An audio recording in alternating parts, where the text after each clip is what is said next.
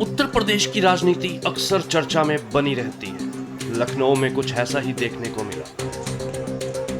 जयप्रकाश नारायण की जयंती पर बुधवार को सपा के राष्ट्रीय अध्यक्ष अखिलेश यादव के जेपी एनआईसी जाने से रोकने के लिए एलडीए ने मंगलवार देर शाम गेट पर ताला लगा दिया। इतना ही नहीं, गेट को फांदकर कोई बाहर से भीतर ना पहुंच सके, इसके लिए लोहे की चादर की दीवार भी लगा दी गई। लेकिन जैसे ही अखिलेश यादव जेपी एनआईसी पहुंचे तो सपा कार्यकर्ताओं ने गेट को फांदना शुरू कर दिया।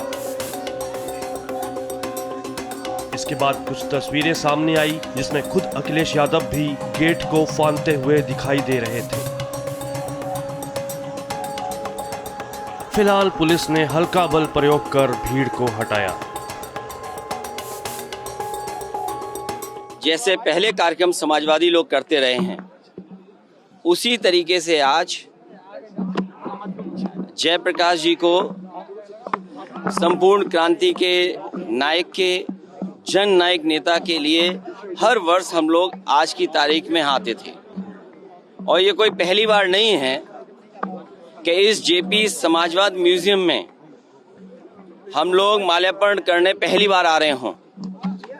लेकिन पता नहीं सरकार टीन की शेड लगा करके, टीने लगा करके, दरवाजा बंद कर करके, ताला लगा करके पता नहीं क्या बताना चाहती थी। ये वही जेपी है जिन्होंने संपूर्ण क्रांति का नारा दिया था, और वो इसलिए दिया था कि उन परिस्थितियों में उस समय पर चरम सीमा पर महंगाई थी, चरम सीमा पर बेरोजगारी थी, चरम सीमा पर भ्रष्टाचार था, और न जाने कितना उनके साथ देश के समाजवादी नेताओं को जेल जाना पड़ा, इमरजेंसी लगी।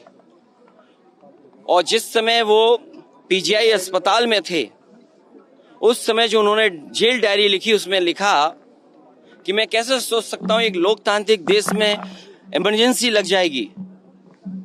उसमें न जाने कितने लोगों को जेल भेजा गया। इस सरकार को लोगों से वसूलने का पैसा, याद होगा आपको, एक समय सरकार कानून लाई थी कि जो पब्लिक प्रॉपर्टी का नुकसान होगा वो उस व्यक्ति से वसूला जाएगा।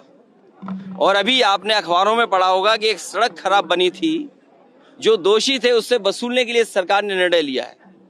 आज जो जेपीएनआईसी बर्बाद हो रहा है, समाजवादियों का म्यूजियम बर्बाद हो रहा है, या आपका ये गोमती का रिवर फ्रंट बर्बाद हो रहा है, तो कहीं ना कहीं सरकार को इसकी भी भरपाई करनी चाहिए। और जो बुलडोजर लेकर के घूमते हैं, कम से कम उन्हें अपने वेतन से भरपाई करनी चाहिए इसकी।